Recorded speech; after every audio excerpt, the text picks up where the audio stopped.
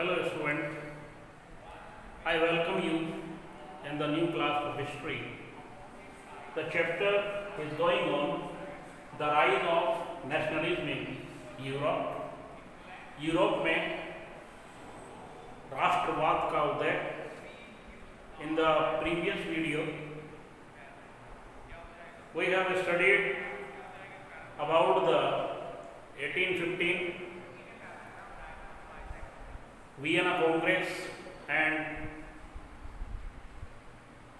which type of decision were taken by the Congress to bring the conservatism in Europe again. Now, revolutionaries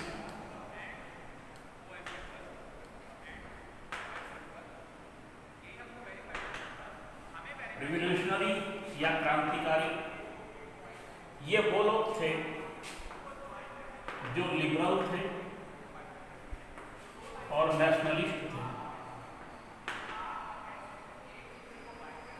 और ये लोग क्या करना चाहते थे, मोनार्की खत्म करके यानी कि राजशाही खत्म करके क्या लाना चाहते थे, democratic form of government, and there will be the social and economic changes in the society, in the nation. लेकिन जब 1815 में वाटरलू में नेपोलियन के हारने के बाद वियना कांग्रेस हुई और वियना कांग्रेस में फिर से मोनार्की को स्थापित किया गया, फिर से चर्च को पावरफुल बना दिया गया, और कुल मिला के जो कंजर्वेटिव थे वो फिर से पावर में आ गए. तो ये लोग जो थे, जो डेमोक्रेट्स थे, नेशनलिस्ट थे या लिबरल थे, जो लोग एक्टिविटी चला रहे थे देश में political, economical and social changes लाने के लिए, उनको फिर अंडरग्राउंड होना पड़ा, उनको छुप करके अपनी गतिविधियां चलानी पड़ी, सरकार की नज़रों से बच के अंडरग्राउंड होके.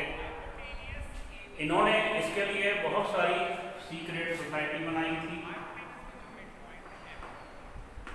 या क्लब बनाए थे, जिसके जरिए वो युवाओं तक अपने आइडियाज़ पहुंचाते थे, उनको ट्रेंड करते थे आइडिया लोगों तक पहुंचाने के लिए और लोगों को ट्रेन करने के लिए कि how to work for the nationalism. इसलिए सीक्रेट सोसाइटी बनी.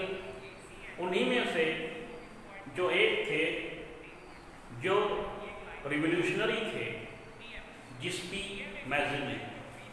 ये जो जिस्पी मैज़नी थे, इनका बहुत बड़ा रोल था इटली के यूनिफिकेशन में. तो जिस्पी मैज़नी पे भी क्वेश्चन आया है बोर्ड एग्जाम में, role of Giuseppe Mazzini as a revolutionary. तो जिस्पी मैज़नी देखेंगे.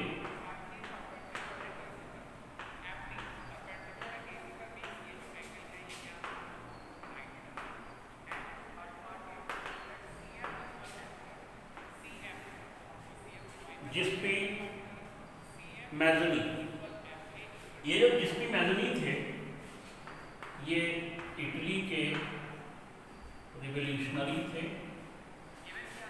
इन्होंने इटली के यूनिफिकेशन में, वर्ड है यूनिफिकेशन,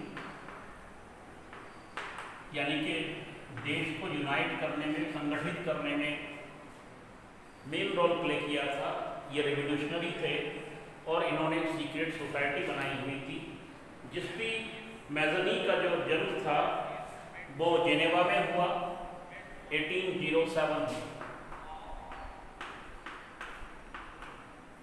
बाद में ये सीक्रेट सोसाइटी के मेंबर बन गए जिस्पी मैज़नी, और इनको एक्साइल कर दिया गया 1831 में. when he was only 24 years old, जिसपी Mazzini को एग्जाइल, एग्जाइल का क्या मतलब है? देश निकाला दे देना, देश से निकाल दिया गया, देश निकाला दे दिया गया। क्यों? क्योंकि इन्होंने लिगुरिया में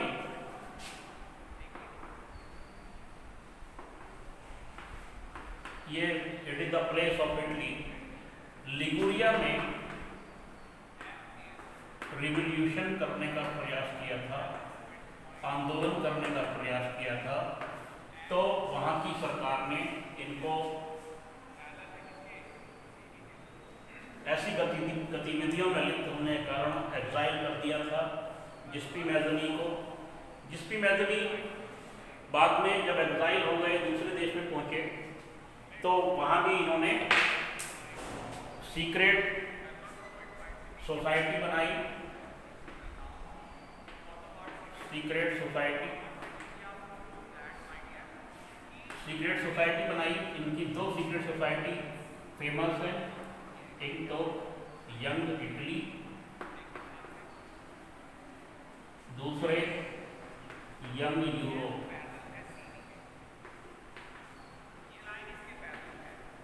दो सीक्रेट सोसाइटी जिसपी मैजनी ने बनाई थी, young Italy and young Europe. Young Italy जो थी वो इन्होंने वर्साइल में बनाई, जबकि यंग यूरोप बर्लिन में।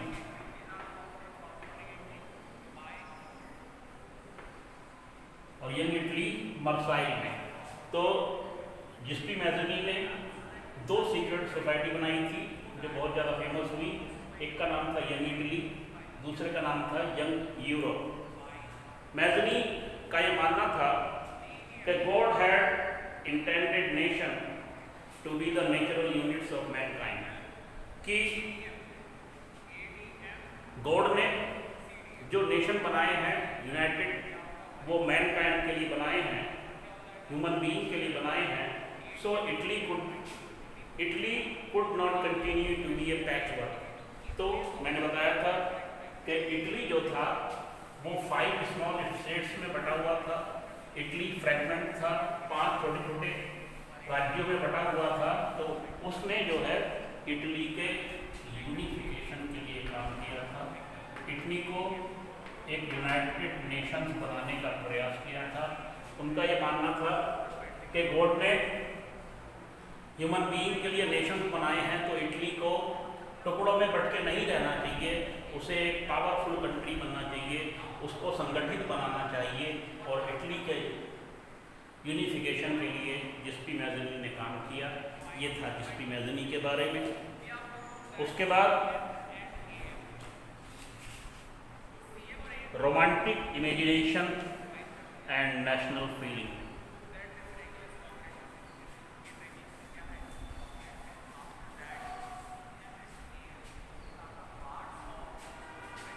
रोमांटिक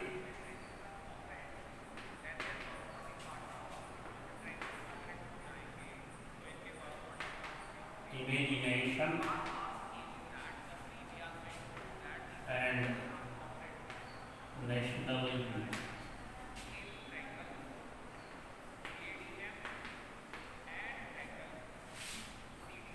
रोमांटिक इमेजिनेशन और नेशनल फीलिंग।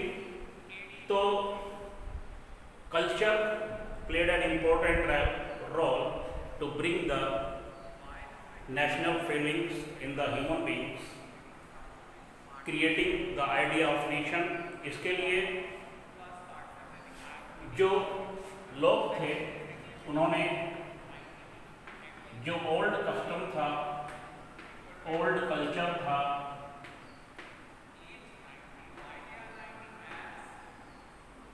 जो पास्ट था, जो फोक सॉन्ग,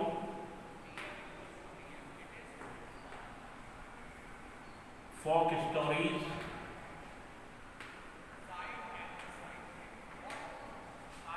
पोएट्री और डांस, इनका इस्तेमाल किया लोगों के अंदर देशभक्ति की भावनाएं जगाने के लिए। जो उस टाइम के जो लर्नेड लोग थे, एजुकेटेड लोग थे, विद्वान लोग थे, उन्होंने क्या काम किया, लोगों के अंदर देशभक्ति को जगाने के लिए उस देश के जो फोक डांस थे, जो फोक सॉन्ग थे, जो फोक स्टोरीज थे, पोएट्री थे और डांस थे, उसको फिर से जनता तक पहुंचाने का काम किया। उन्होंने ये बताने का प्रयास किया कि इस तरीके से लोगों के अंदर जब वो पास्ट में देखेंगे कि हम लोग कितने अच्छे थे, हम लोग कितने देशभक्त थे, तो लोगों के अंदर वो फीलिंग्स जागेगी। दूसरी तरफ उस टाइम जो टाइम था उसमें रीजन, तर्क और साइंस को ग्लोरीफाई किया जा रहा था। साइंस और रीजन का गुणगान किया जा रहा था, तो इसको क्रिटिसाइज किया पोएट्स ने, राइटर्स ने, और उन्होंने कहा कि अगर poetry, dance, stories, folk dance, folk song पे काम किया जाए तो लोगों के अंदर कलेक्टिव बिलोंगिंगनेस, सामूहिकता की भावना और देश प्रेम की भावनाओं को जगाया जा सकता है। लोगों ने क्या कहा कि इमोशन और मिस्टिकल फीलिंग्स जगाने का काम किया। इमोशन एंड फीलिंग्स किसके जरिए? जो फोक सॉन्ग है, फोक सॉन्ग का मतलब होता है किसी खास रीजन में, किसी पर्टिकुलर रीजन में, पर्टिकुलर क्षेत्र में जो सॉन्ग गाए जाते हैं। जैसे हरियाणा में हरियाणवी, राजस्थान में जैसे अलग अलग डांस हैं, जैसे कालबेलिया डांस, ये क्या है? Folk dance. तो जैसे पंजाब का भंगड़ा, पंजाब का गिद्दा, फोक डांस। तो ये क्या है? पर्टिकुलर रीजन में जो डांस, सॉन्ग और स्टोरीज सुनाई जाती हैं, जो पोएट्री होती है, उसको फिर से रिक्रिएट करने का काम किया लोगों के अंदर इमोशन जगाने के लिए। यहाँ तक कि एक जर्मन फिलोसोफर थे, जर्मन फिलोसोफर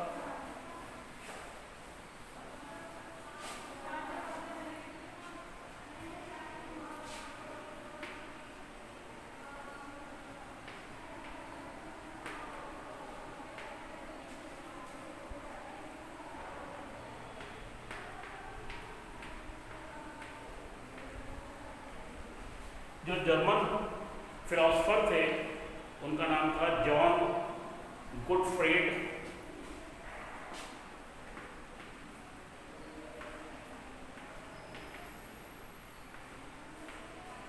उन्होंने कहा कि जर्मन के लोगों के अंदर इमोशन, फीलिंग और देशभक्ति की भावनाएं जगानी है, तो जर्मन के कल्चर को, जो कल्चर है, जो ओल्ड कल्चर है, उनको फिर से जगाना होगा, लोगों तक पहुंचाना होगा। और वो कैसे पहुंचेगा? फोक सॉन्ग के जरिए, फोक पोएट्री के जरिए और फोक डांस के जरिए। It is the true spirit of nation. क्यों? क्योंकि वो ट्रू स्पिरिट है। तो रोमांटिक इमेजिनेशन का मतलब है कि लोगों के अंदर देशभक्ति की भावनाएं, सामूहिकता की भावना, नेशनलिज्म की जो फीलिंग्स थी उसको लाने के लिए dance, folk poetry, folk song, folk stories, इनका सहारा लिया गया और लोगों तक उनका जो कल्चरल हेरिटेज था, जो पुरानी परंपराएं थी, जो विरासत थी, उसका इस्तेमाल किया लोगों के अंदर फीलिंग्स जगाने के लिए।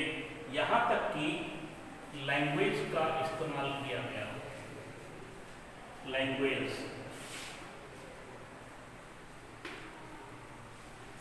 लैंग्वेज का इस्तेमाल किया गया 1815 में, जब रसिया का कब्जा पोलैंड पे हो गया। तो रसिया ने क्या काम किया? पोलिश लैंग्वेज को हटा दिया स्कूल एजुकेशन से, पोलिश लैंग्वेज को हटा दिया गया। पोलिश लैंग्वेज मीन्स पोलैंड में जो लैंग्वेज बोली जाती है वो पोलिश लैंग्वेज, और वहां पर रशियन लैंग्वेज को लोगों के ऊपर थोप दिया। रशियन लैंग्वेज को क्यों? क्योंकि ताकि वो रशियन जो लैंग्वेज है उसको समझें, रशियन लैंग्वेज को समझेंगे तो उनकी लैंग्वेज को ग्लोरीफाई करेंगे, उनकी रेस्पेक्ट करेंगे।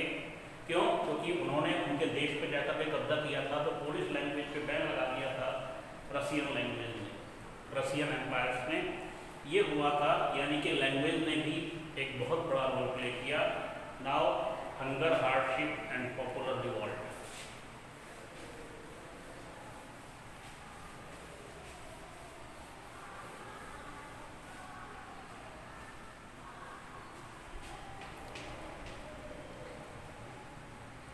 हंगर, हार्डशिप एंड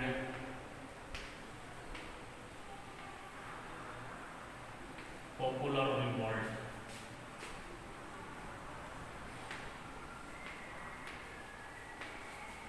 हंगर भूख, हार्डशिप कठिनाइयाँ, पॉपुलर रिवॉल्ट फिर से यूरोप में रिवॉल्ट होने लगे, आंदोलन होने लगे। 1830 का जो ईयर्स है, 1830, ये यूरोप के लिए हार्डशिप का टाइम था। यूरोप के लिए बहुत ज़्यादा कठिनाइयाँ आने वाला था। क्यों? क्योंकि first half of the 19th century में इनॉर्मस इंक्रीज हुआ था पॉपुलेशन में। यूरोप की जो पॉपुलेशन थी वो एकदम से बढ़ गई थी। यूरोप की पॉपुलेशन बढ़ गई, पॉपुलेशन तो बढ़ गई, लेकिन जिस गति से पॉपुलेशन बढ़ी उस पेस से जो प्रोडक्शन ऑफ ग्रेन्स था, प्रोडक्शन ऑफ फूड ग्रेन्स था, वो नहीं बढ़ सका, जिससे फूड शॉर्टेज हुई, जिसकी वजह से महंगाई बढ़ी और लोगों के जीवन में दुश्वारियाँ बढ़ी, कठिनाइयाँ बढ़ी। 1830 में ये प्रॉब्लम हुई और ज़्यादातर देशों में, in most of the countries, क्या था, जितनी जॉब थी उससे ज़्यादा जॉब सीकर थे।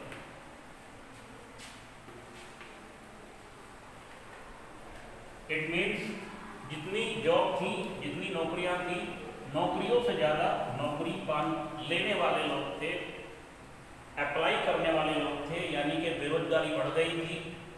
पॉपुलेशन बढ़ने की वजह से फूड ग्रेन्स का प्रोडक्शन बढ़ नहीं पाया था इस तेजी से, उसकी वजह से बेरोजगारी बढ़ रही थी और जो इंडस्ट्रियल एरिया थी वो ओवर क्राउडेड हो गई। इन इंडस्ट्रियल एरिया में लोग काम करने के लिए जा रहे थे, वहाँ पे स्लम्स में रहते थे। स्लम्स कहते हैं झुग्गी झोंपड़ी, तो ओवर क्राउडेड थे, झुग्गी झोंपड़ी ओवर क्राउडेड हो गए थे। सैनिटेशन की प्रॉब्लम थी, वहाँ पे साफ सफाई थी नहीं, लोग गंदी बस्ती में रहने के लिए मजबूर थे।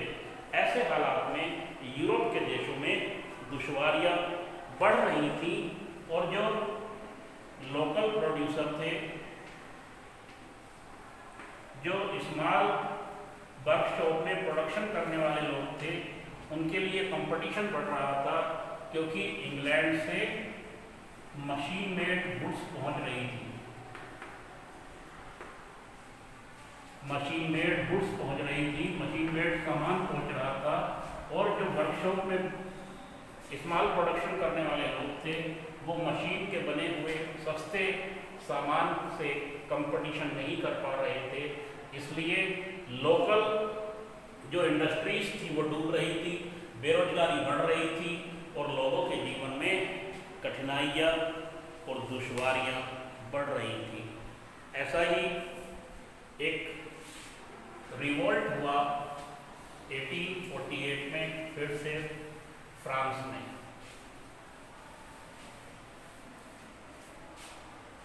1848 में फिर से एक रिवोल्ट हुआ। लोग फिर से पेरिस की सड़कों पे आ गए, कैपिटल ऑफ फ्रांस। पेरिस की सड़कों पे आ गए।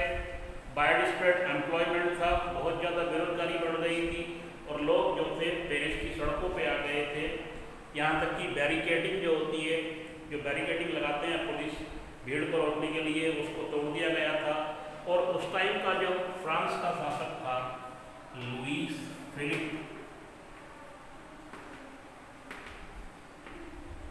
फिलिप जो था वो मजबूर हुआ था लोगों की बातें मानने के लिए। तो उसने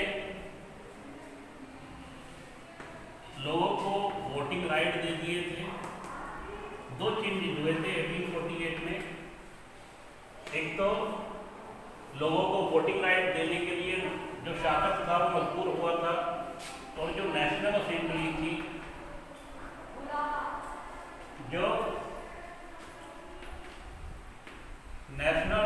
थी, उसको फिर से पावरफुल बना दिया गया था, फिर से पावर दे दी गई थी। ये चेंजेस हुए थे 1848 में फ्रांस में।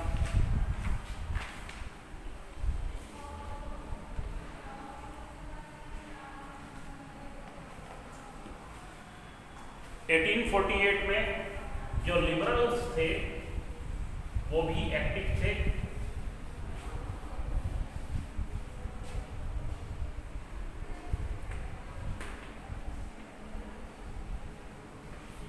लिबरल भी एक्टिव थे।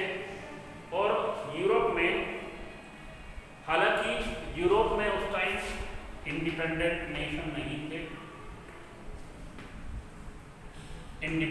नेशन नहीं थे, खासतौर से इटली, प्रशिया और हंगरी, ये टुकड़ों में बटे हुए थे, फ्रेगमेंट थे, छोटे छोटे स्टेट्स में बटे हुए थे। तो यहाँ पे जो लोग थे, मैन और वीमेन थे, वो लिबरल मिडिल क्लास, वो यहाँ पे बदलाव लाने के पक्षधर थे।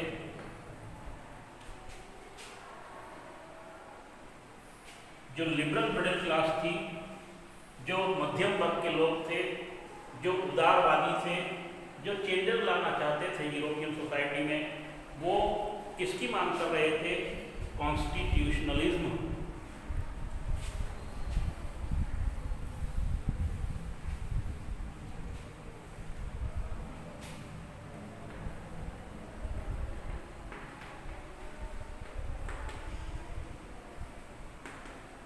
कॉन्स्टिट्यूशनलिज्म यानी कि वो देश के अंदर एक कॉन्स्टिट्यूशन चाहते थे, एक ऐसी गवर्नमेंट चाहते थे जो कॉन्स्टिट्यूशन के अकॉर्डिंग काम करे, यानी कि वो मोनार्की खत्म करना चाहते थे और अपने देश का यूनिफिकेशन चाहते थे। ये चल रहा था 1814 तक यूरोपियन सोसाइटी में। तो remaining part of this chapter in next video.